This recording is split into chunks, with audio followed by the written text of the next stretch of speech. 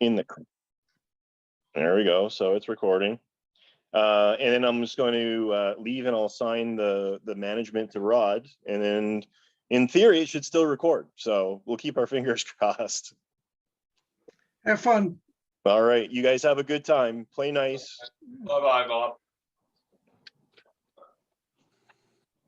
Okay.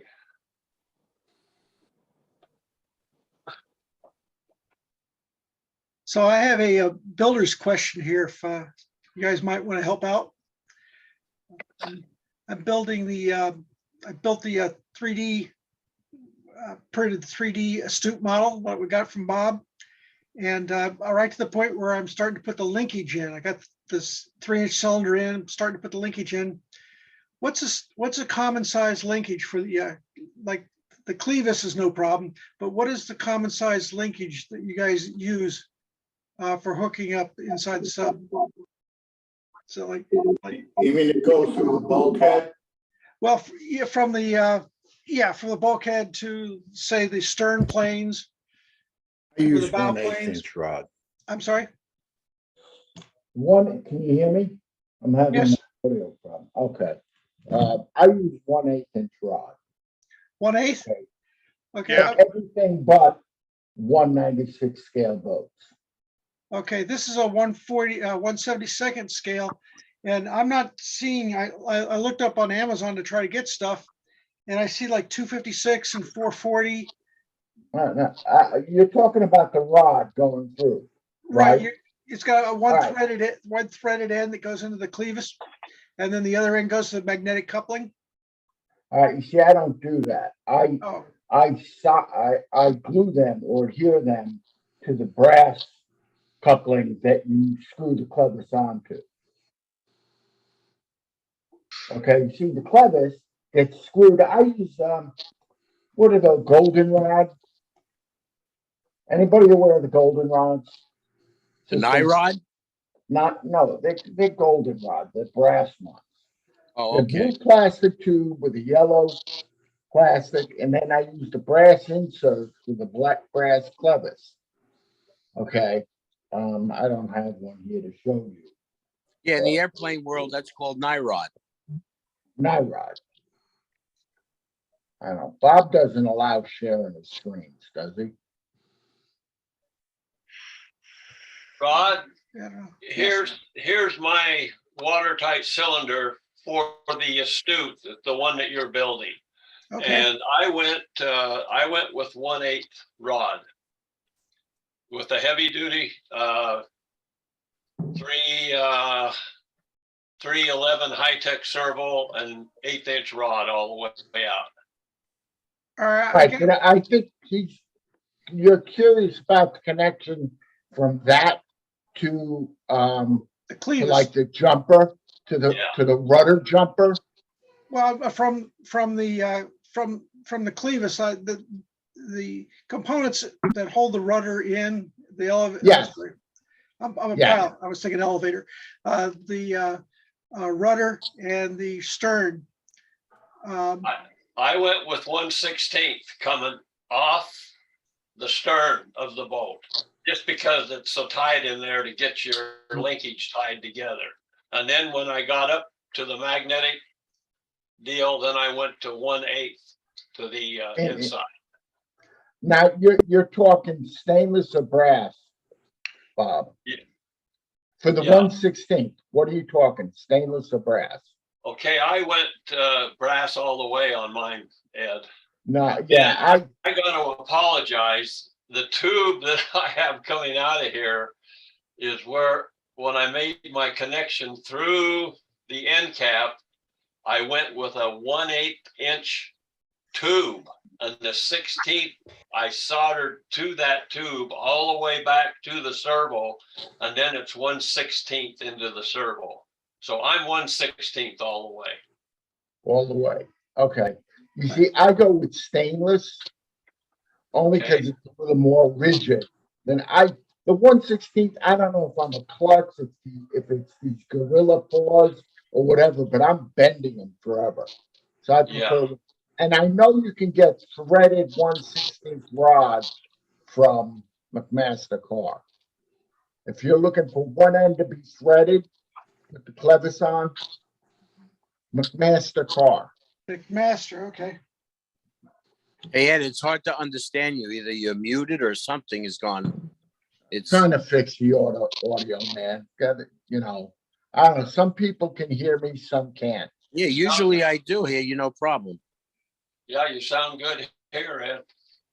I was more interested in the threaded rod because that gives you a way to adjust. You have magnetic coupling, but using the threaded rod on the clevis gives you a way of adjusting that. Yeah. Yeah, but actually, I don't care to adjust it that way. I use a tube going over the push rod with a wheel collar, and I can adjust it that way. Way away from, further away from the actual jumper. You lost me there, Ed. Not quite sure. I know what you mean. I'm not in my shop, but I'll sketch you up an Enneagram.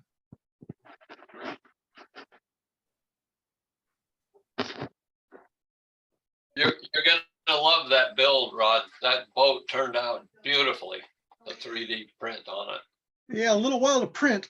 and a little while to sand.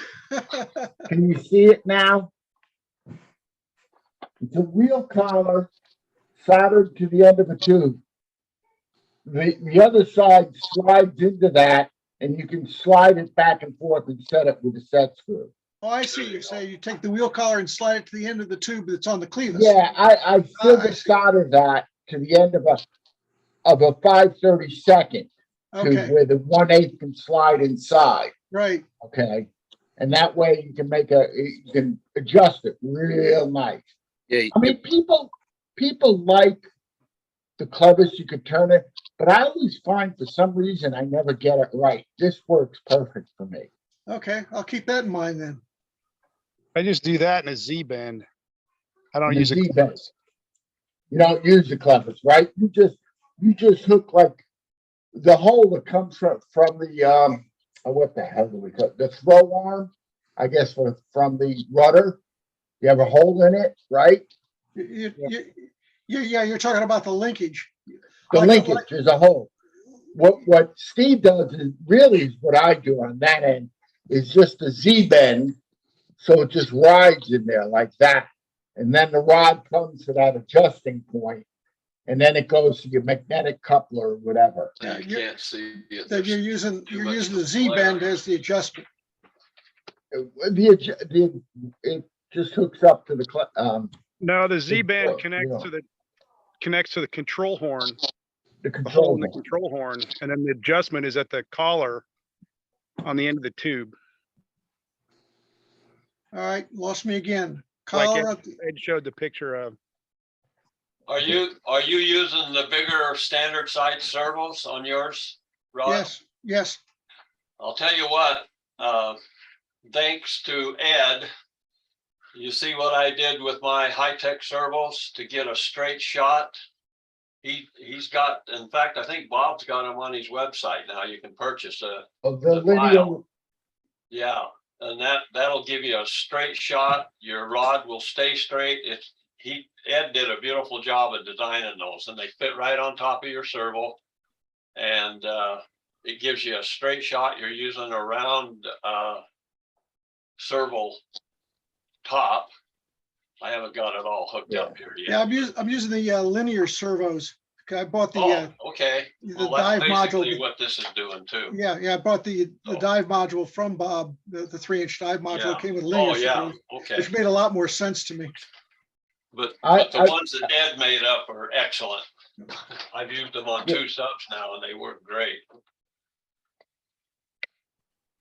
Real good with airplanes, but this is my first submarine.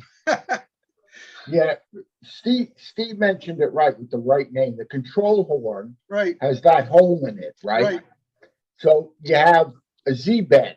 right. Right. It goes through again the control horn. Right. Now that's going to come forward, and you can use, the 160 or 3/32 brass is a little beefier than 1/16 brass. I just like stainless steel. That's just Right. what I work with. So that comes forward to a point where it's gonna feed into a tube that has a collar on the end of it. Right. And then you can adjust it that way. And then on the other end of the tube, you have the magnetic coupling that hooks up to the other coupling. Yeah, magnetic coupling is just, that's just, you just drill that out and glue it onto And the end of the rod. insert the tube that's oversized for the rod from the stern feeding into it. Right. You got it now? Yep. Yeah, I understand. Yeah. Thank you. You got it. His eyes open wide. I was going to try the 16th rod because that 1/72nd area in the astute is you don't have much room to work in, very little room to work in. So go with stainless if you can. That's I'm doing stainless with a clevis pin, clevis attached. And I was just wondering what was Right. standard. It seems like it depends on the model as to what's standard. So you could slide the 1/16 into a 1/16 ID brass tube that Right, has a collar over it, right. which would be 3/32. Does that sound right? Yeah, Frank, where'd you go, Frank? I'm here. That's right. Yeah, the 3/32 tube with a 3/32 collar at the end. And I also You drill a hole in it? I notch it with a Dremel. So if you blow it up, right, I notch the end of the tube so the set screw can go through. true, right. Oh, actually, I do it back a little bit. Okay, make the notch, and then the collar goes over it. And the set screw can come down. Right, Easy. They take 5 minutes to make. right. Well, at least with the astute, you know, once I get that linkage set up and once the drive shaft goes through, there's no way to get in there to work on it. So you gotta get it right the first time. Yeah, those, I always hated that. I did that with my son's 196 Alpha. I mean, it is tight in there, but once it's in, forget about it. You're never going to be able to really access it, or don't make it a one. See if there's a way you can work out making, even if it's a removable panel, between here's a lower rudder and let's say the port stern plane, you can Right. make a removable panel just so you can get in there and access it. Yeah, well, I'd have to do that right on the ship's hull itself. Yeah, Yeah, Yeah. because there's that T brace that goes in to carry the shaft through to the end. And you better have all your linkages set up and put that T shaft in, because once you glue that, you're done. yeah, that's why it's different. That's why, I don't know particularly the astute, but when I do my cut to the stern to make it removable, I Right, go as far aft as I can. If I can get it up near the rudder, just so I can work on that. Because again, I don't have delicate fingers. I can't get in there. It is. Well, I use a hammer in place of my Yeah. fingers. Yeah. But that's a great subject, is what do we do to work on that?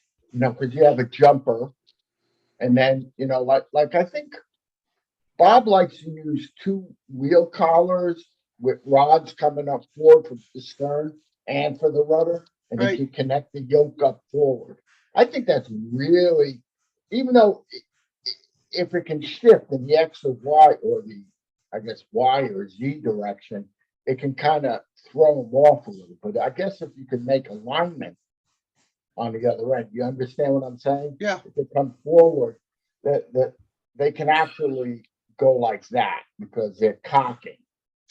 Well, I was actually thinking about, there's enough meat on the T support that goes in the rear that instead of gluing it, I actually thought about putting very small screws in right through the sub hull and pinning it in that way. That way I'd have a way to remove it later if I need to get in there.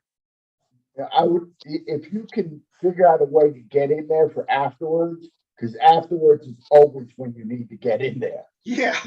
Especially, Look, if you keep the model for a year and then sell it off, that's one thing, but I keep mine for 20 years. I always need to do maintenance and whatnot back there. So I like to be able to access it. Plus, and you use stainless steel set screws. Right. Yeah. Don't use a. Well, I started out with the 144th Astute and realized real quickly that this was simply going to be a prototype because there's no way I'm going to fit a dive module into that thing. So went the next scale bigger. And remember that McMaster car I mentioned earlier? You can get, and don't go to Home Depot and get the set screws. That's the stainless that can rust. There, it's not, you need that good, was it 318 stainless or 404, I think. The stuff that does not rust. Okay. And you can tell because it's not magnetic. It's got more nickel in it. Got more nickel, right? I think it's the 318 front. The stuff we use on the big boats. Yeah, 318, 440. I'm not 440. 318 is the one. 316, something like that. 316 stainless. It's been a while. When you go to McMaster Car, you'll be able to select the materials. Okay. And they'll actually, they usually, there's a section, I think, near the top where it talks about different materials. And I hope everybody is listening to this because it'll give you an explanation of the different materials. 318 is used in highly, or 316, highly corrosive environments. Because you get those, I put those Home Depot brand or Lowe's or whatever, and in my blue bag, which spent a month, 2 months underwater at Groton Naval Base, the bottom of the officer's pond, right? Because my son went running with it before we had a chance to trim it. And they found it when they drained the lake. And these stainless steel set screws, they were all rusted. Well, that was an endurance test, right? Oh, yeah. But the compartment was dry. The WTC was dry. It was just the boat was too heavy and came to rest on the bottom. It was a multiple circumstances. The boat became too heavy. It rested on the bottom. And he wasn't sure if he even put gas for the emergency blow to bring it. Oh, shit. So, because as the model gets deeper and deeper, that's why I'm also not a fan of running deep. I know there are people who are, but that compartment compresses. Right. And as it compresses, it loses buoyancy. And when you trim an RC submarine to within BB's worth of weight, that little bit of compression causes it to become negatively buoyant. And if you don't, if you lose it and it goes below that point, it's going to sit on the bottom. Well, I think it makes sense, as I said before, to try some very small screws to hold in that T-brace for the shaft, because once that's loose, then I can remove everything. Then do that. Yeah, I wouldn't make it permanent. Yeah. And all these, if there's a screw head or something on the hull, my apologies to all the purists with scale out there. But these little things on an operational boat, they shouldn't keep you up at night, because, I overheard, I'll give you a little story. I overheard many years ago, my boat was sitting on a stand. And I had a couple of guys, they didn't know it was my boat, come up behind me and just start nitpicking the scale out of it.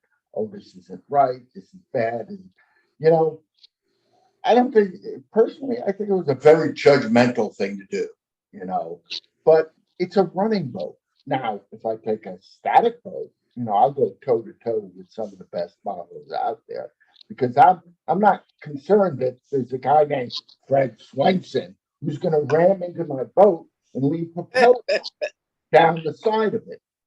Okay. This guy's like a magnet. Everybody's got a thread in their pond. Wherever you are, you could be off to the left, right? 100 yards away. Everybody's over here playing, and here comes Fred. Right, Frank? I'm not kidding. Just because he feels himself. It's like a freaking magnet. Yeah, and your boats, they age, they get whiskey dings on them. So I mean, if you feel as the builder and it's your boat that you can handle a couple of flathead screws, tiny screws there. You know what you can do? What we used to do as a quote professional model, if we had to have access panels and we put the flathead screws, you get a piece of like Mylar with the glue on one side, the sticky paper, or you spray it with some primer, you spray it the color, and you put the tab over the screw. So all you see is a little dot. When you have to access it, you peel it off, unscrew, and you put another one on there. Yeah, You I know, clearly understand these are working boats. This is not something that's going to go in my display No, case. exactly. I mean, when we used to really push competition, you had performance and you had scale. You had some really beautiful working boats. But I always noticed they were the boats that never really went in the water. They would always, oh, well, it's not quite ready yet. I mean, I see boats with polished brass work. Are you referring to me? Yeah. No, Frank, I'm not. But I'm just saying, submarines are a highly classified material. Highly classified material, right? You don't really get, what we would understand as true engineering drawings of a real submarine, of the one-to-one ship. We got them pretty close, but who's to say if there's a little access panel there? So what Frank is saying is a great idea. Appreciate the information. Sure. Hey, Ed, just as a side note, what size sea view do you have? I have the DeBoer 80-inch. I just bought that from from Bob. I bought one. Yes. Nice kit. Cool. It's a good size for just your everyday, go to the pond and have a good time with, I think. Purists will say it's not the real sea view. Yeah, but I'm Like not going to people make like it where, I'm not going to make it where it's got missiles, this, that, and yeah. I'm just going to make it for like your, what do you call it?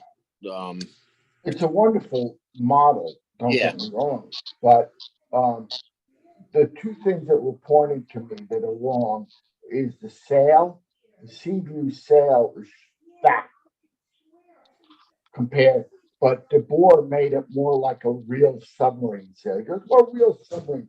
So the sail aspect ratio, length to width, is skinnier, and the limber holes, Yeah. vertical. They're not angled. Yeah. Like I'll this. change that. I thought you were going to start an argument over 8 windows or 4. No, it's only 4. Gotta have only 4. Got to have 4 because the flying sub has got to come out. Well, I'm not trying to hold this up. You guys talk. I mean, somebody else feel like I'm holding this up. All right, I got another question as long as you guys are standing there. Periscopes. What are you embedding the periscopes in the sail? Mine works, so it's not embedded in anything. Okay. All right. Obviously you can put styrofoam on and make them go up and down automatically. Then there's scissors and all kinds of other things. I was just, this is my first boat. I was thinking, what do you anchor that base of the periscope into?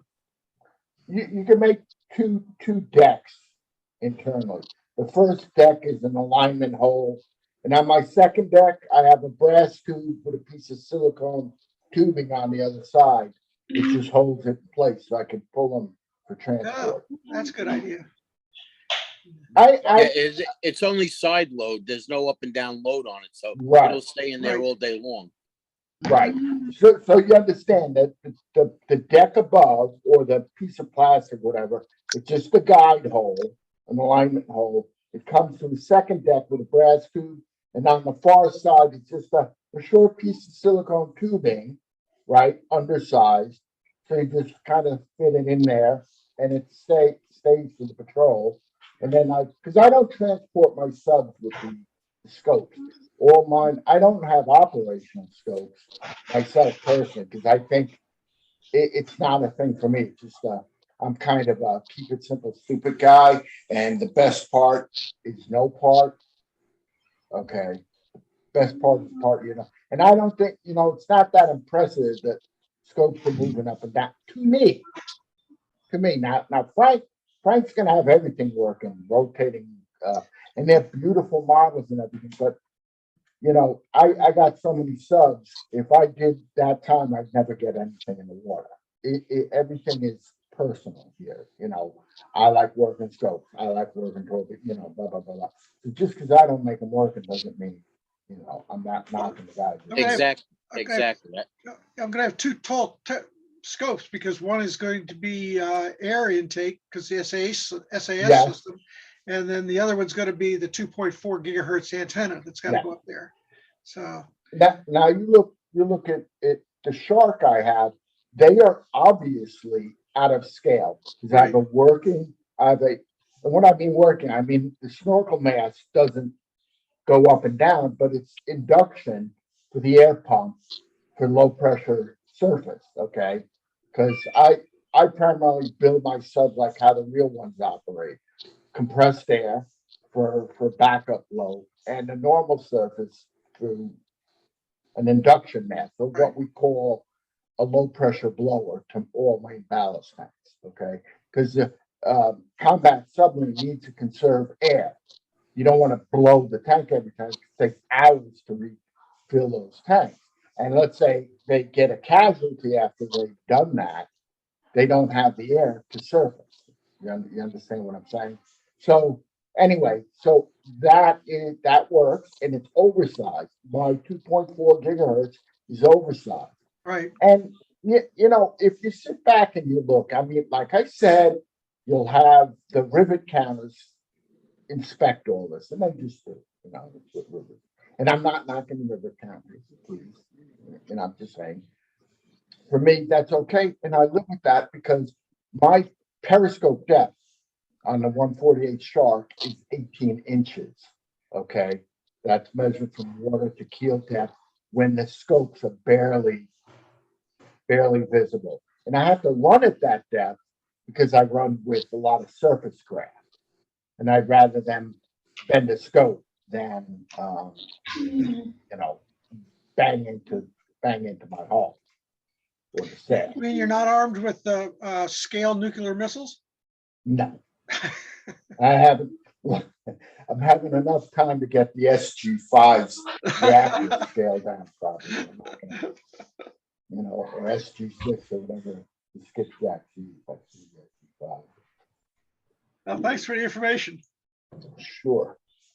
I mean, and I guess the point I'm saying is, and I don't know if the guys here agree with me or not, and don't get me wrong, it's beautiful scale work, but I think for a working boat, lay off the throttle a little on it, just because, it's going to get whiskey dings and whatnot, they get covered, silk gets into everything.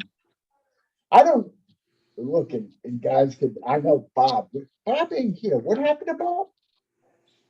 He had a meeting. Yeah. Oh.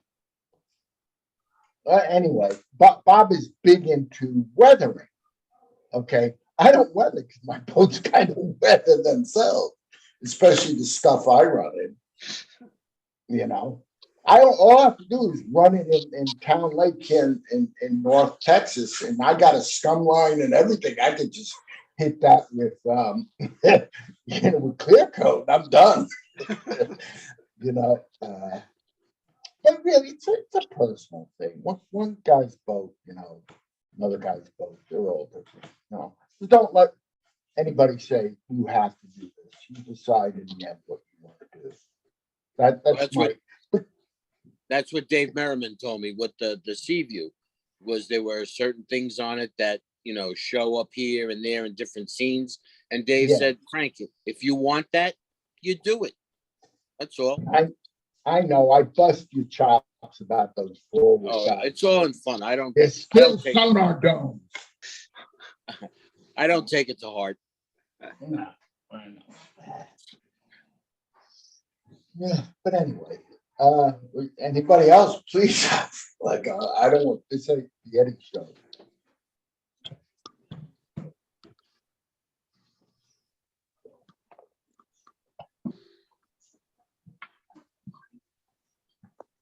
Hey, Steve, were you the one that was building that sea view with the little tables and cups on it? Who was that? Not me. Oh, yeah. Tables and cups. Yeah, somebody was building the sea view and they were at the point where they were welding little cups up to sit on the table and inside the nose and everything. I saw that. It's not yours, Frank. Frank has some pretty detailed interior, but I know who is that? And I know who it is, but I just can't recall the name right now. What's that? It was on Cups on the table? Facebook. No, they were making cups. Were you doing that, Frank? Yes, I did. Yeah, so did you, Frank. Yep. Drafting table, everything. Yeah, that was pretty cool. Well, that's why it's taken 3 years. Three I think years, Frank? we're moving up on 3. Yeah. Oh no, Frank. Really? How long have you been on this project? Well, Come on. yeah, We're your friends. We're I family. think it's 3. I'm not sure. No. You've had that whole how long? Oh, I've had it a long time. I just never really, by the time I stretched it out, and then I had to make new molds for everything else that, wasn't to scale because it was shortened. So new sail mold, new deck mold, new fin molds.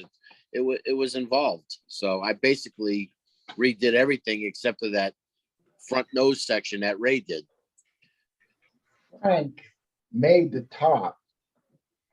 Okay, the fair water structure, the deck, pop top. Okay. Yeah, it's So pneumatic. he made it pop top for access. Then he didn't think that was enough access. So he flipped it upside down and cut the whole ventral section off so he can open it now. And it was ready for the water back then. Yeah, it was ready for the water last year, and I changed things around again. But much better though. I located the batteries from the side. I located them to the bottom, and so I got rid of a lot of lead, and it's much more stable. So it was a plus. So, it's hindsight. So, Hey, is anybody here, show of hands, going to Carmel this year? I know maybe we're all going to Cahuta, but is anybody going to Carmel in the next couple of weeks? What is Carmel?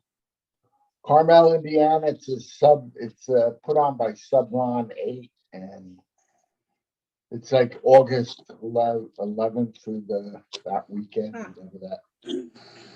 what I I state? think Bob is. We already asked Carmel. Bob to put a listing of those kinds of meets on his website there. Yeah, it's a subcommittee event, and I don't know if he's comfortable about doing that, even though he's the president of the subcommittee. I think he tries to not. What? What state is that in? Carmel, Indiana. Oh, wow. That's a ways. Okay, there's details about that particular. I'm just saying I'm going to be there, and I would love to hang out with any of you.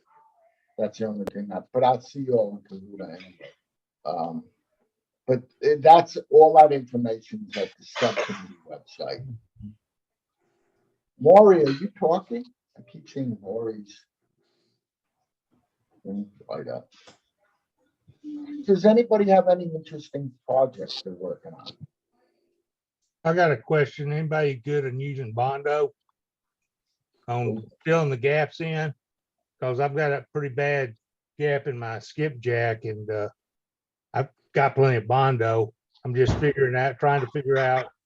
I've read where somewhere you go back and put it in there, and then cut it before it gets dry, which I've never done. And then somebody's talked about putting some liquid CA across the Bondo to harden it. What you ought to do is I get, just normally use Bondo before by itself. use baking soda and then that very clear thin CA on it. Oh, that comes like iron. I did that on the blueback and it's chipping all off. I'm going, the holes, I'm talking, there's significant gaps. Oh my. Yeah. You Well, got whatever that, Bob uses that auto repair stuff. Comes in a can and it's got a tube of fixer. Yeah, that's Bondo. It's Ray Okay. Evercoat. I use a material that I learned from my 1-to-1 sailboat sailing days called Marine Tech. What is it? Marine, MARINE -Tech, Tango Echo Kilo, Marine Tech. Frank, are you familiar with it? I'm familiar with, but I've never used it on a model. I mean, Yeah. I've got plenty of Bondo. I'm not to go ahead and try. I'm just, I can use Bondo. That's not a problem. I'm just saying I've read where these other people are doing other stuff to it. So, I just never heard Ernie, of doing all that stuff. Ernie, are you gonna put like a back lip on it and Yeah, then you gotta- fill the Bondo? Yeah, like a I'm just going support down- lip. I'm just gonna, I may put some wax paper or something behind it so that when I smear the Bondo on, because the body's not round around here also, it needs to be filled in. It's just filled it in and sand it down. Is that a seam there that's gonna come apart? Yep. No, he's gonna wanna put, I think he's gonna wanna put a piece of styrene for backing. Something back Yeah. there. I mean, something to just- keep it so that it won't, when I put this shit in, I'm not gonna fill the whole boat up. I just want something I can put a small amount on there and fill. I hate seeing Yeah, I use a lot of shims.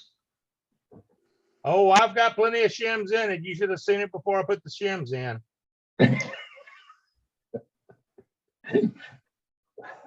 I mean, is it? Yeah, I mean, So I- is it doesn't the bother me that shim? bad. is it I'm the- not gonna use the CA and baking soda because on my blueback, it just all cracks after a while and you gotta have to go back and put it in there.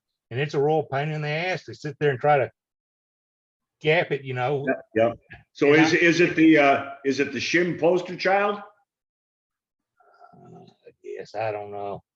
It's one of those models that just doesn't fit together well. yeah. It happens. Yeah, you know. So anyway, I guess there's nobody here knows anything about what I said about using CA on the Bondo or That's I what never Dave heard of Merriman it. does. After he puts the Bondo on it, he hits it with CA to seal it and lock it in. who does that? Dave Merriman. Yeah, Maybe that's where I read it. It's just Yeah. put a thin CA across the Bondo after it dries. Just wipe it off and let it pour, soak into the pores, and it seals it right up and you're good. After it hardens. Yeah.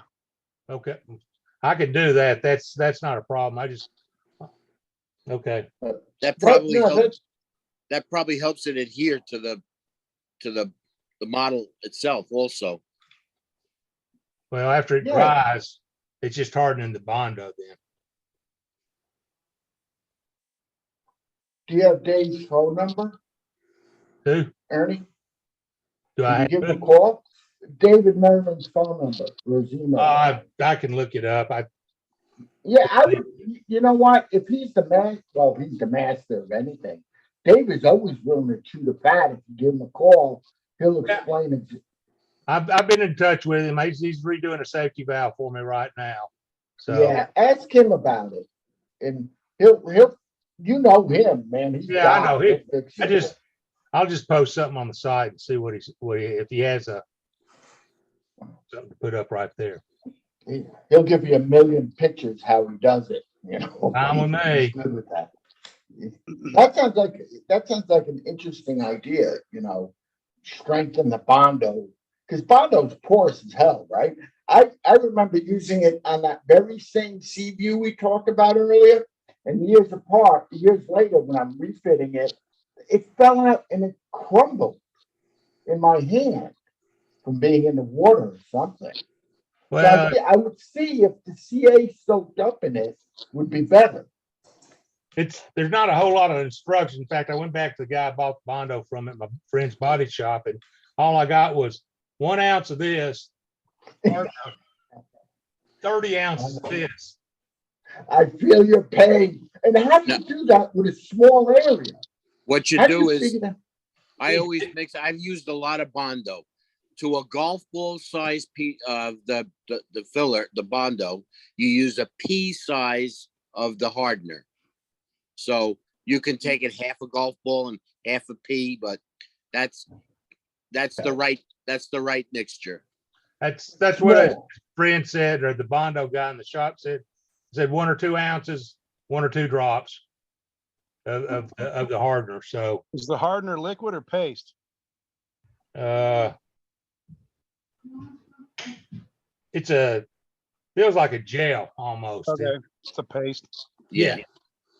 Yeah. So, and I went down to O'Reilly's, and since this has only got 1 ounce, they had a same tube for 4 or 5 ounces. I just went ahead and bought some more of it since he said that if you don't mix with it, it says it'll harden within probably 5 minutes if you don't get it on there.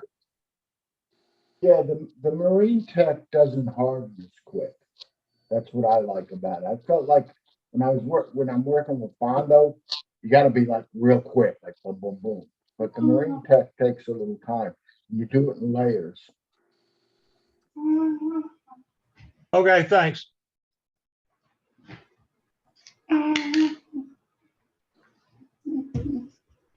Steve, what big submarine are you working on now? Go ahead, make me jealous.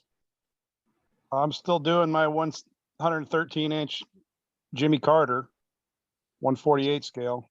Nice. You can see the parts of it in the background. I see it. Yeah. And I got the pump jet all sorted out, working on the impeller right now. And then I'll be back to hull sections, but I got both printers running, and I'm printing the control surfaces on my small one right now. And I got to do the sail and then like 5 more hull sections and it'll be done. Now that conning tower is way forward on the model. On a sea view, or I mean a Seawolf, yeah, it's pretty far forward. Nice job. It's really quite stout with all that carbon fiber tube that's reinforcing the inside of for the size of it, it doesn't have much, I guess, twist to it. I'm kind of impressed with it. Yeah, my sea view, because of me extending it 20 inches, where I have the joints. I mean, some of that glass, because I had to splice the joint, it got pretty heavy. That's part of my problem. If I ever did it again and made a mold over this one, I'd definitely knock it down to, the whole boat being, only a few layers of glass, but the hull itself is really heavy. Yeah.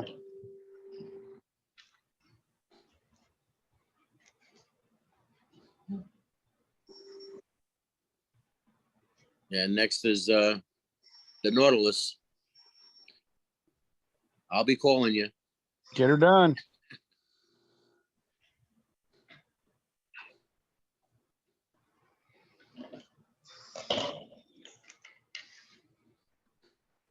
Any of you guys going down to Subfest in Florida? Not in Florida, Tennessee? Yep. I'll see you there. Definitely be there. So it was Georgia. Georgia. It's just over to Georgia. Is it? Oh yeah, it's just right. I stay in, it's right at the border of Not that far Georgia and across the line. Tennessee. Yeah, it's not far from the Tennessee border. Yeah. Last year I stayed in a hotel in Tennessee and drove down into Georgia. It was only like 2 or 3 miles. They didn't get affected by all this flooding, did they? Is it that far down or not? I don't know. Because they're getting zonked down there. It's just south of Chattanooga.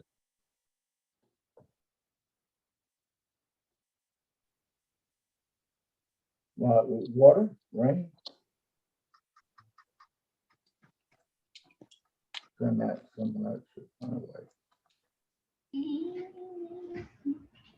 Hey Ed, have you started getting into Fusion? The Fusion 360? As we speak, I am actually designing the upper rudder for the Proteus right now. Nice. What happened was let me see if I got some show and tell here, but no,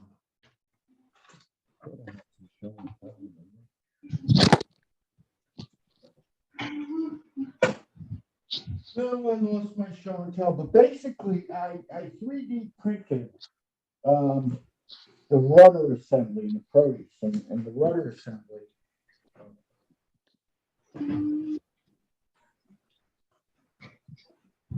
Yeah, this rudder assembly here, the Proteus, okay, is a bunch of vanes. Okay, there's about 5 or 6 of them. They're vanes that turn together to act as a rudder.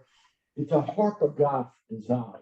The same guy who designed Nautilus designed Proteus, and he liked to put his control surfaces, and you can also see that. Let me see, with the forward dive planes.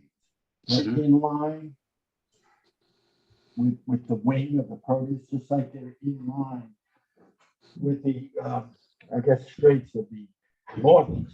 So they're not very effective as a control surface. But so what I did was I 3D printed it because I was going to put that inside this fiberglass frame. I was laminating 3 sheets of fiberglass for the upper rudder. Okay, 1/16. I was going to have that in the center, but it potato chipped because it was printed out of ABS and it turned into. So I'm actually going to do the whole unit, and I have the Snapmaker A350, which is a 3D printer, laser etcher, and CNC machine, and I'm going to CNC the whole, each rudder portion that will be laminated together. I'm going to CNC those vanes on the center portion that will be sandwiched between the 2 outer portions. How thick material can you use on that little CNC? Well, people are using them to make printed circuit boards. Okay, Yeah. so if they're using on a 1/16 of an inch printed circuit board, which is copper clad both sides.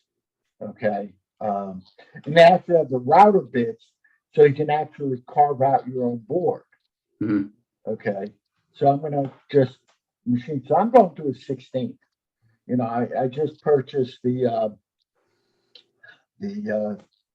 material, the router bits yesterday. So, but Randy, I am like I'm taking the confusion now. Okay, I'm Yeah. kind of like a you know, it's a little tough because you know I'm a classic, like I was telling Dave, I'm a classically trained drafter. Now I'm a printed circuit board designer. Okay, so it's almost like I wish I never knew drafting and went into 3D originally, because you kind of have to unlearn. Yeah. I'm looking at it right with the 3D. Gentlemen, when you look at a drawing, you see, you know, your side, top, and front views. And in my brain, I could put that together quite easily. But trying to do it in now you're dealing in the 3D model space, it's tough. Yeah. You know. Are you using the Sculpt tool on that? I didn't get there yet. I'm playing with that other project, the Dove from Journey to Far Side of the Sun, and I got all the images in there. I'm real happy. I wish Bob allowed us to share, and I could show you guys. And I really would love to show you guys how I'm doing the rudder, because I actually took the plastic pieces out of here. Okay, there's another thing, guys. You can take almost any model you want. Okay, for example, here's that water I'm talking about, the veins. I was able to scan that in, bring that image into the software, and I'm tracing it out right now as we speak. And the CNC machine will route that out for me. Nice. Okay. So, I mean, You're gonna know, CNC it? You're gonna What? CNC it versus 3D printing it? I tried 3D printing it I like to use ABS, and I think it was thin enough, but it potato chipped on me and warped up. So I'm gonna try this because the machine can do it. I tell you, I love you guys. If you're in the market and you really want something nice for the shop and you're looking at 3D, look at the Snapmaker, because you're gonna it's a well-built machine. It's got a build platform of, I think, 12 by 12 by 12 inches. And it's got 3 modules: laser engraving or laser cutting, if you get the powerful laser, CNC, and it's got the 4th axis. You can purchase the rotary, so you can get those Yeti cups, and you can engrave on it and then sell them on Etsy to all the other schmucks like me who can't learn how to use the software. I think Randy, I gotta say, not only, and I'll reach out to you for help, not only for your inspiration, but I don't want the millennials to have all the fun. I don't want a millennial to call me a boomer and say I can't do what he can do, and I think that challenges me. Yeah, no, I found with Fusion, because I taught myself with that, it was just playing around with it and experimenting. And there's so much YouTube and that to watch on it. Yes. And I think that's what helped me is I saved a couple of YouTube with all the different constraints and how to use the constraints. And that's what's important. And dimension and whatnot. So I really thank you very much. I kind of backed off the blender and I'm whole hog with it. And Fusion is intuitive after a while. Once you figure something basic, you begin to say, hey, I can do this, that, and that. Can I do this? Yeah. And it's unlike a big piece of vellum that we did in the old days with drawing on it, guys. You can always hit backspace or copy it and save it and try something new. Yeah. Yeah. Files cost nothing. Yeah. Some of my drawings, I've got hundreds of drawings on, okay, well, if I do it this way, does it look just that little much better? And like you say, it's just so easy to, okay, you just put that one so it's not visible, hide it, work on top of it. And, I know Dave would hate that because it saves hours and hours of trial and error, but it is still trial and error. It's just using a different part of your brain, maybe. Yeah, exactly. And, like I said, I think a big motivation is some 25-year-old kid coming up to me, calling me a boomer, saying, look what I can do and you can't. Fuck you. Yeah, absolutely. I'm not going to let a young whippersnapper say he's better than me.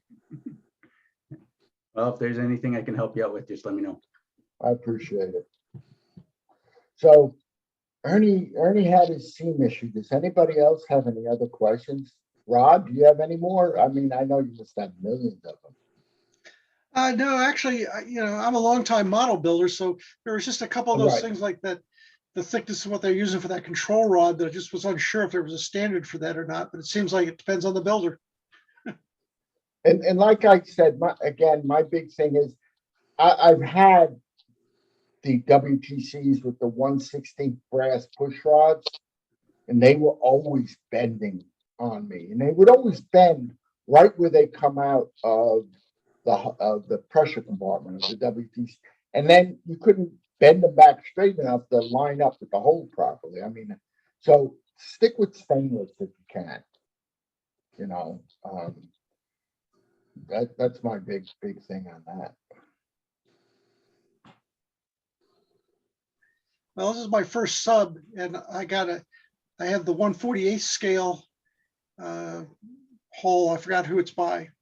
for the Astute. So if I can get this one to not sink once or twice, then I'll move up to the next size. Oh, you want it to sink. The problem is you want it to come back up. Yeah, well, Yeah, it's like you know, it's a good submarine when the amount of surfacings equal the amount of dives. Okay. well, I used to build airplanes and the kind you fly in, and we always said, hey, any landing you can walk away from is good. It's a good landing. So what prompted you to come to the dark side and fly underwater? Well, I've always had model surface ships and model airplanes. And actually what prompted me was I retired. What? And it's been a year and I've just about got my wife's to-do list done. So I figured this looks pretty neat. This is fun. I like you were talking about with your CAD software, I like to be challenged. So I went out and got myself a 3D printer and learned that. And, and Bob came out with these 3D, very inexpensive, STL files, and said, well, let me print one of these and see how it works. I think that's what I love. I mean, I'm a little out of odds with Bob sometimes about saying that, RC sub is for the elite. I think it's for the patient more than it is the elite. I mean, I could not hold a candle to some guy rolling out an 8-foot, SR-71 with working turbine engines. That's not for me. I mean, there's some impressive aircraft, which I think are elite, in my personal opinion. We're more of, we do have a different, I mean, I'm learning this Yeti, the Jetty transmitter and receiver system, and you gotta have practically no programming to get the gain and I mean, you could do anything with this radio. Sleep with it if you want. It's that complicated. And these guys who fly, when they're talking about hitting a switch that'll throw out flaps, bring the gear down, do this for rolls and all that, that is not an elite hobby, flying. It's tough. Well, unlike submarines with the airplanes, either ones you fly in or the RC ones, your takeoffs always equal your landings. Yeah. But I mean, what attracts me to this hobby is challenge. What makes us unique? There's a lot less of us here in this hobby, and it draws a certain crowd. I almost take it, make it equivalent of how many sailors join the Navy, how many become submariners.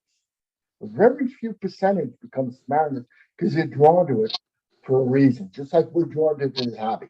When we talk about getting, and this is a lovely argument, how do we grow the hobby?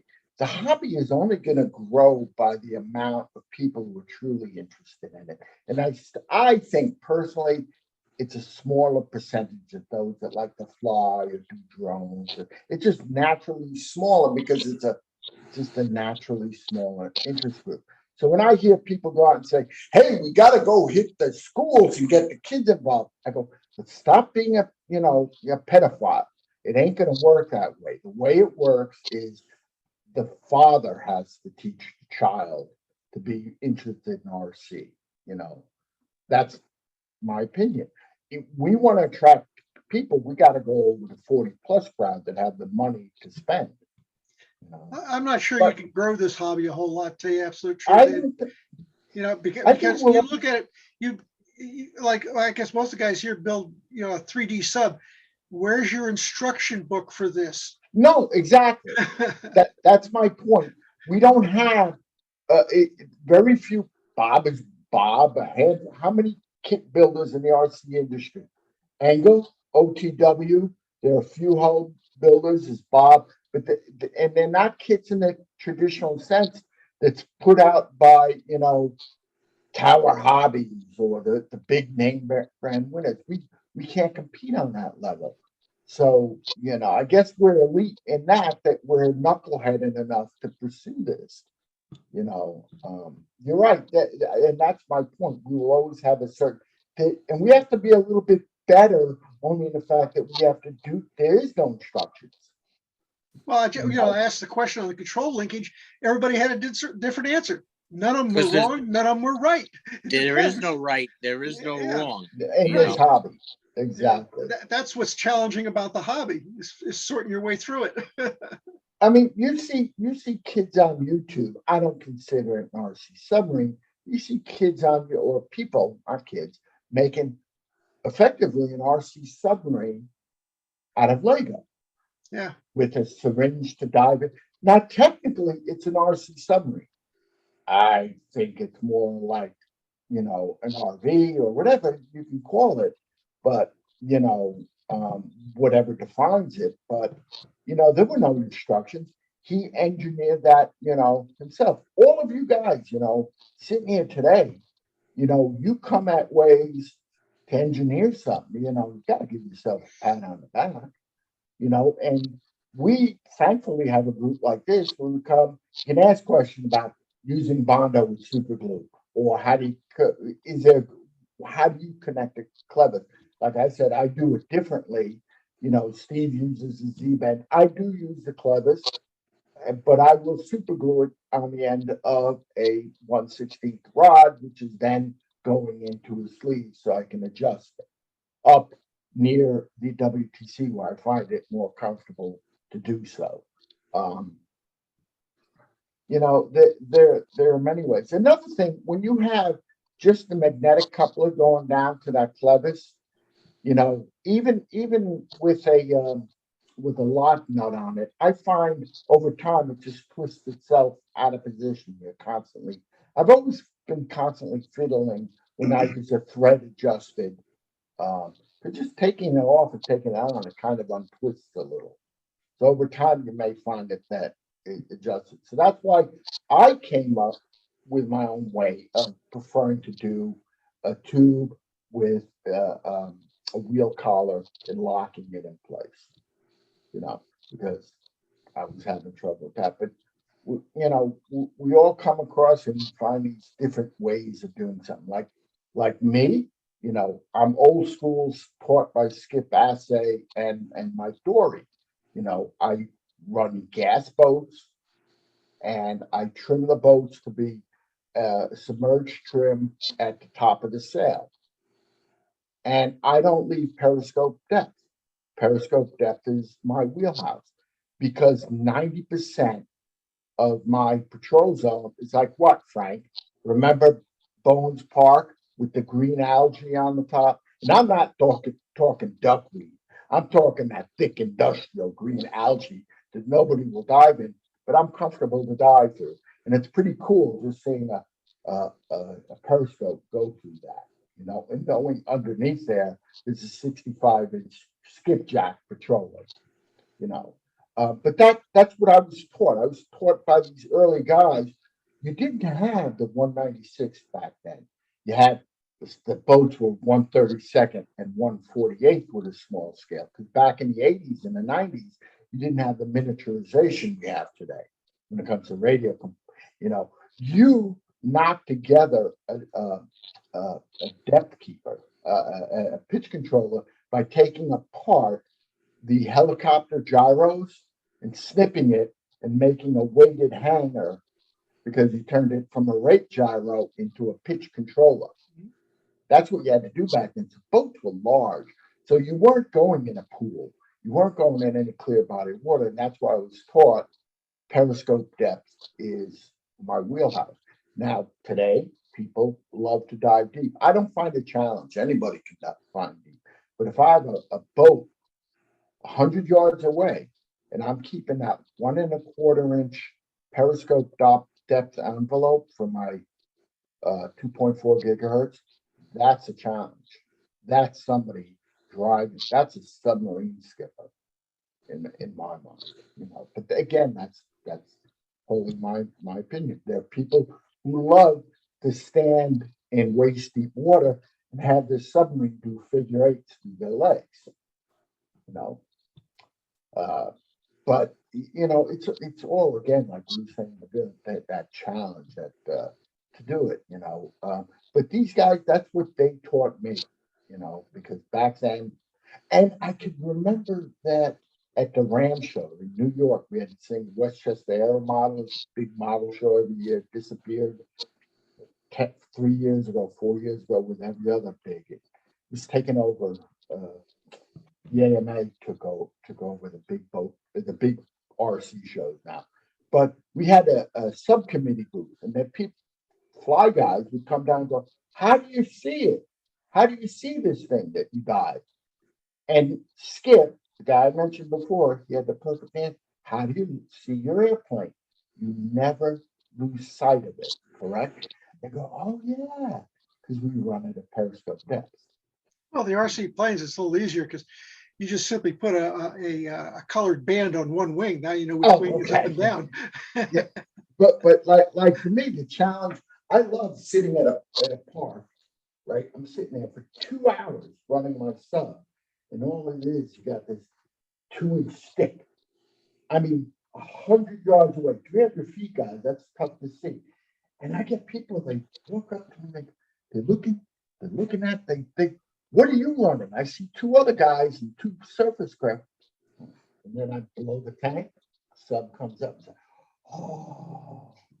I had one guy come up to me. I didn't say nothing. It's October. I'm in a lawn chair, Lake Ronkonkoma, Frank. I'm in a lawn chair like this, right? Scope way out there. Guy walks up. I'm cold. It's all alone. Wearing, you know, and I'm running my son. He comes up and looks at me. I don't say nothing because I know what he's doing. I don't say a damn thing. He looks at me and he looks at me. He shakes his head. I just thought I was a nutbag. He walked away. I thought that was the coolest thing ever. That's a submarine. Well, he didn't bother It you. lives on stealth. It lives on stealth. Guys, I gotta go. Oh, Ernie, good luck. Keep us up to date with how you're fixing that scene, okay? Yeah, I gotta finish it. I gotta get ready for Cahuta. Yeah, I got about a week to get it finished and painted. I hear you, brother. Bye. Good luck with it, all right? It's that Bye, time, Ernie. isn't it, Jim? Bye. So I don't know. That's what attracts me to the hobby.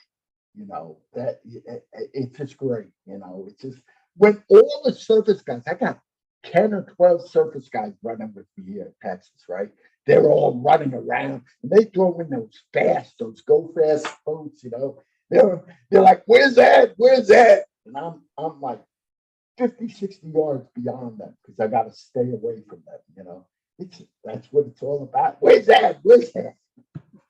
They're fun with it, you know. It gives them fun. I mean, you know, Yeah. I have lots of interests. Somebody has a different interest than me. That's fine. I'm usually interested in finding out what makes it interesting to them. Well, that's me. That's mine. It's. I find this hobby challenging. It will continue to be challenging. I think for years to come. I kind of like the fact that there's, you know, it's tough on a newcomer, but I kind of like the fact I'm kind of forced to do this. You know, I don't have a kick to go to. I'm forced to work my engineering skills. I think that's pretty cool. And we have a good group of people that are willing to answer those questions when we can't find it. But, you know, I've seen people come into this hobby. They had no help. They had nothing, and they come along and they have a perfectly good working boat that they figured out on their own. That's pretty cool. Well, I just wish this hobby were cheaper. Well, you know, What Dave, hobby is cheap? Tell me a hobby what that's hobby cheap. is cheap? I was relatively, David, and I'm going to answer that. It is a cheap hobby. I could be out there, you know, chasing tail and getting drunk every night. So this hobby keeps me out of trouble, so it's a very cheap hobby. My wife heard that. I'm forever getting myself into trouble. But yeah, you know, that's another thing, Dave. Once you begin to accumulate many boats, I find it gets kind of less expensive. Because, especially with the 2.4, because I have the one radio in 4 boats or 5 boats or 6 boats, all I'm doing is buying receivers at that point. Setup is easier. I just ran out of those. My last one I sold was 2 days ago. Low frequencies? No, brand new 75 megahertz, 8 and 9 Yeah. channel systems. I've been selling those for about almost 2.5 years. Yeah. And Yeah. they're just hard to get. They're really hard to get, but I'm stopping because they're so expensive. I mean, I felt bad for the guy that just bought the one just now. He paid like close to like $700. It's just expensive. I got to import them. I got to do, they don't make them in the US. All the stuff is imported from Germany, China, or Japan. Actually, all 3. You're the only ones that have spares. And that's kind of why the newer crowd coming in, Dave. That's kind of why I'm saying it's okay to run 2.4 because it's Yeah, they're gonna because there's it's no more okay. 75 out there. There isn't. As long as you see a periscope, it's still a submarine. Don't say it isn't an RC submarine because because the periscope sticks up. It's still doing all the functions of an RC submarine. It's just not sitting on the bottom, which I'm not a big fan of. Anybody can make a submarine sit on the bottom. Fly a quarter of an inch and a quarter envelope, 300 yards over 100 yards away. I'm sorry. That impresses me. And speaking of Fusion 360, it's a good program and I use it, but the program I use the most is NetFab. NetFab? What's NetFab? It's made by the same company, and it's a little easier to use, but the main thing I love about it is they have templates in the program for hundreds and literally probably thousands of things. And you can just pull one of those templates into your project and just like cut it to what you need it. And that's it. You don't have to like design it. You don't have to shape it. You're done. It's more like sculpting, isn't it? Like you're manipulating a solid object and sculpting into what you want. Is that how it works, or? Well, yeah, I mean, it's they have so many shapes in there, and they have cylinder shapes, they have box shapes, they have all these weird different shapes, and you can use those shapes to just shape it to what you need. Literally, if it's too big for your shape, you just shrink it down, and you go, okay, yeah, and then you can use another shape to make a hole right through it, and then tell the program, I want a hole where I just put that cylinder, 2 cylinders together. You have say you have a 10 millimeter cylinder, and you need a 3 millimeter hole in the center of that cylinder. Well, you make another same exact shape that's 3 millimeters. You poke it through, you make sure it's longer than the other piece, and then you tell the program, take away that piece and anything that is touching, and then you have a perfect piece with a 3 millimeter hole in a 10 millimeter cylinder. And that's it. Takes about 3 minutes. But then how do you start getting some funky shapes going on? Those take longer, yes, but it's I don't know how they take longer. And then if you like scan a picture in there, the program can see the picture and it'll put it in there. And it won't give the depth of the picture yet until you tell it to make it thicker, but it'll give you like all the holes and everything, and then make it 4 millimeters thick, and then it'll make the piece for you 4 millimeters thick at the exact shape that you had it, and that's it. I mean, it is quite expensive though, the program. Yeah, I've tried it a couple times, and I'm kind of like Ed was with 360. It's just like it makes no sense to me because I've been using a different one. But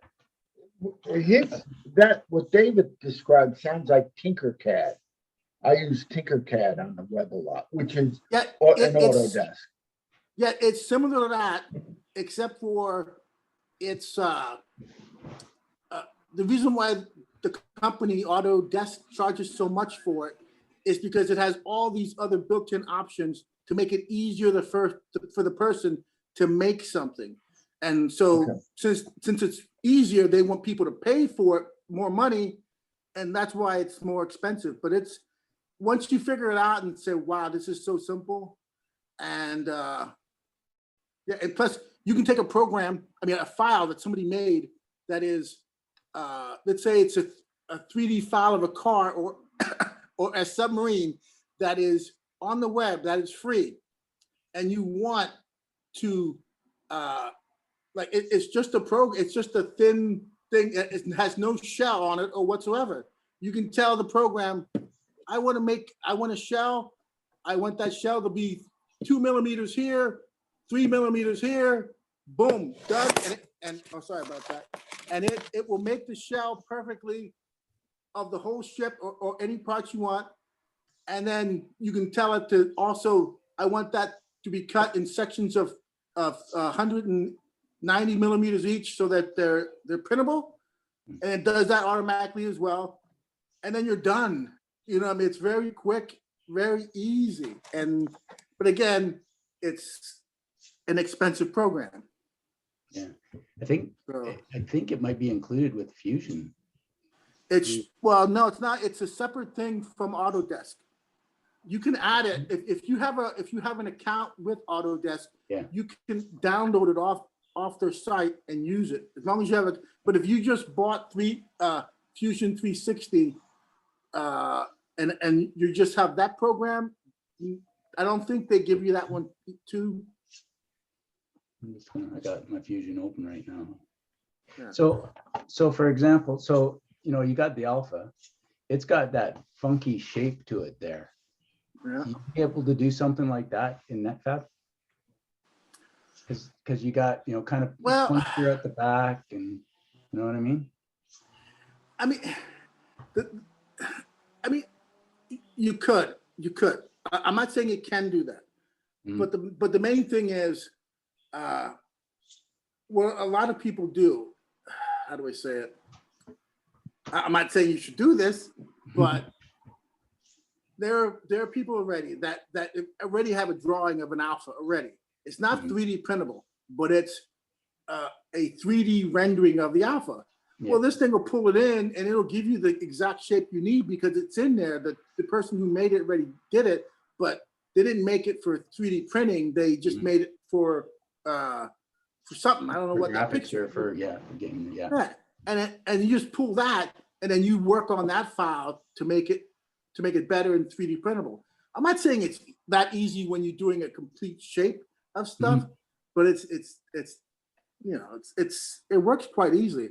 I mean, I just recently, because I've been waiting for almost 11 months for my new 3D printer that I just bought. And it's because the company had issues with the printer. And I'm sure you saw what Bob did with his new Anycubic printer, the big one. Well, I just I just have a Elegoo Jupiter printer, which is freaking massive. Is that the one on the forums there? Is that you posting that? Oh yeah, it's me. Here it is. Yeah, I saw it. Up here. Let me back up. Yeah. The one in the middle. Yeah. And the funny thing is, the one on the right is my freaking FDM printer. It's a large printer. And then my Jupiter, which is a resin printer, is actually larger than my FDM printer. Nice. I'll let you.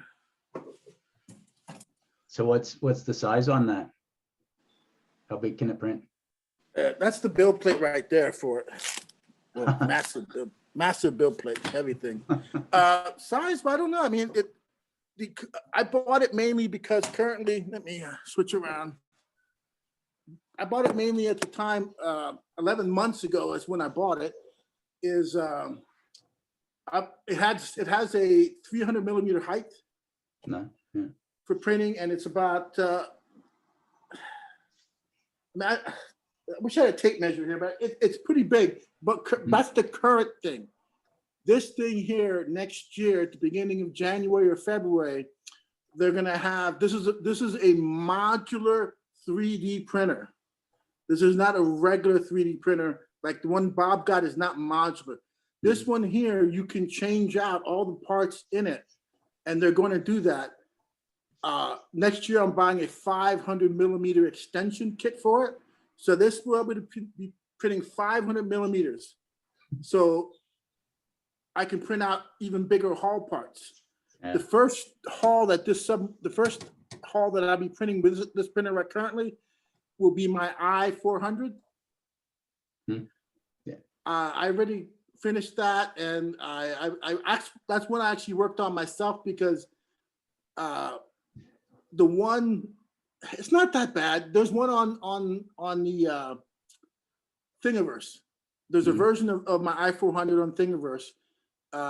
It's okay. There's nothing wrong with it. It's there were some things I didn't like about it, but it's okay. But I spent over a year because I didn't know Fusion 360 at the time, and I didn't know the NetFile. I didn't know it. I did not know it, but I wanted this submarine. I said, I'm going to build my own, design it. And that's what I did. So I took time, designed the correct shape, and I printed it out. And I printed it out on ABS, but that was a prototype. I was never going to, I was going to put it together, but I was never going to use that as my finished submarine. Yeah. So when somebody offered me money from Japan for it, I sold that print, the actual print. I sold that, and that went to Japan. But I'm going to be redoing the files for it to make the walls a millimeter thicker, because with this resin, as they say, it's very brittle. Yeah. And I'll be using expensive resin on here. It's called black nylon, and it's a lot tougher. But it's like about $70 a bottle for 1 kilogram. Yeah. And How thick are the walls? The walls will be currently they'll be about probably close to 4 millimeters. Okay. But that's on the bottom hull. Yeah. On the top hull, I'm going to make them 3 millimeters because I don't need as much weight, because I already have printed a resin sub already. And one thing I found out is it's heavy. Yeah. The resin is heavy because you have to print thicker. It's not as light. The same 4 millimeter thickness on an ABS print versus a resin print. Yeah. The ABS is lightweight. It's like you're carrying a statue with. So I don't know. I may have to go thinner. And I am going to use Bob's idea about putting a light fiberglass coating inside of it, in the inside. Yeah. And then putting a epoxy type paint or something on the outside to make sure it's tough and sealed. So. Yeah, I'm actually with my filament printer. I'm doing a Seawolf, and I'm going to do the same. I'm going to put the fiberglass in it just to strengthen it up, just to give it that extra, because I don't feel that they're quite strong enough, even when I'm got them all glued together. And I mean, I have a few of them. I find that they still just don't give you that rigid. I took some of my resin and put it on the inside of it, and that tightened it up quite a bit, and I liked it, but it was a mess. Hey, that brings up a good point. Steve, I'm calling you out. Since you're the master printer submarine builder with lots of experience, what do you think? Is it worthwhile putting a thin layer of light cloth with some resin on the inside? In my Thresher and my Columbia, I use some fiberglass ribbon, like 1-inch wide fiberglass cloth ribbon. And I did run some strips of it to help strengthen it. I just don't want any delaminations of anything, mainly for that. And I'll probably run some tape up underneath the flange along the length of the big Jimmy Carter as well. So between the carbon fiber tubes and the reinforcing tape under the flange, it's going to be a solid hull. At this scale, the hull thickness is about 3.5 millimeters, and for its size, you would think it would be real flimsy, but it's not. Does the Well, fiberglass cloth stick fairly well to the plastic? Just rough it up, and Yeah. I use Z-epoxy finishing resin, so it Yeah. sets over like overnight. It's like a long set time, and I've not had any issues with it coming loose in any way, shape, or form on my Columbia or my Thresher. Yeah, I'm what- gonna do that on my Seawolf that I'm just doing right now, because this is gonna be my first actual get in the water, get it wet boat. So I don't want it falling apart on me once I'm out there. I don't see a need to do the entire inside with Yeah. fiberglass, Just strips. just the strips of it. But I mean, hey, I'm trying this out. I'm running these boats. It takes time to find out, Mhm. get it hold together. How many years have I got it? When I look forward to the future, will it be in pieces and I will have learned something, or will it still be together and I'll also have learned something? I don't know. Question, what are you guys printing with? Is it the PTENG? Is that it? PTEG? Or ABS or what? What are you Plain old printing with? ABS, Sunlu ABS. Okay, so you are ABS. Yeah, I'm strictly ABS. I like ABS. I'll never print anything in PLA again. I've got it down to where ABS works great for me. And yeah, Okay. I get a little warpage here and there, but it's nothing I can't fix. Okay. So, Yeah, Have I any- prefer ABS. I'm sorry. Have any of you guys used the PET G? That's what I want to try. I hear good things about it. I've tried some. It was real stringy for me when I tried it, but I did try it with some different settings and it worked better. So, How it did you might be just- just fine. Did you just use CA to glue it together? For the ABS, yes. No, I no, use- for the PET G. Oh, I don't remember. I wasn't Oh. making any sub or anything out of it. I was just making like a little figurine or something out of it. Yeah. Okay. I'm using in fact, this is ABS right here. Okay. There's a bulkhead with a servo mount. I'm knocking together my own little WTC design with a bulkhead lives inside the ballast tank. So it just pushes up the vent and then pushes down to hit a Schrader valve to point up into the tank. And I'm making it so you can remove, because I like we were talking in the beginning, Rod, I like everything serviceable. I like to be able to service my stuff. But anyway, I like to acetone bath them too. Now, I don't think you'd want to do that with a hull, but for all my small functional parts, my widgets, my inline, the servo, I'm sorry, for the linear servo adapts, I always give them, I make little blocks, stuff like that. I do an acetone bath vapor bath for about 15 minutes. And it makes these things strong as hell. In fact, I overdid one. I said, I'm making the halo ring. The halo ring on the Proteus. That's that little ring above the lights at the base of the dome. I 3D printed that. And I said, let me give it a vapor bath for a half hour or so. I actually forgot about it. So it was in there for like 45 minutes. It turned into it became super flexible. It overdid it. It got almost completely through it. And I was actually able to, it's since yesterday, it's dried and I had to throw it away because it was too pitted from the acetone. But, you throw ABS, if you're making modular components, I'm not talking the hull. I mean, because these 3D printers, you can make bulkheads, you can make servo mounts, you can make, the sky's the limit. And if you put it in my acetone bath, I found it's stainless steel. It's actually, I stole it from Beth. It's one of her mixing bowls, okay? it's stainless steel. And I put a cloth, actually paper towels on, you know, when it's upside down, put paper cloth and I hold it there with magnets. Then I put the acetone in it and I swish it around so it's not really drippy. It's all held in the paper towel. And I flip it over a rubber mat with the part underneath it. And I leave it there for about 15 to 20 minutes. 18 seems to be the sweet spot for me. And that acetone vapor gets in between all the fiber lines or whatever these are. And makes it nice and solid.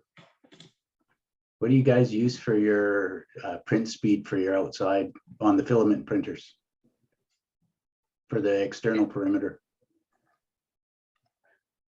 Slow. I don't know. I'm using 20 millimeters a second right now on mine, and it's turning out just like beautifully. But it's also taken me 10 hours to do a fairly small print. What am I using? I gotta open up my I use I have the Luban software that came with it. You know, Fusion, I keep moving you guys, even though the other monitor, even though Fusion has an interface with the SnapMaker 2.0. So I have to download that from SnapMaker so I can use Fusion directly. But I've been using, people complain. I'm not that fine of a 3D printer artist. So I always use the default settings. And the default setting here, and Bob looked at my 3D print, he goes, that's impressive. And well, what? I don't know. I mean, you know, you can see hardly any lines here whatsoever. And on here, let me take a look at this thing. It's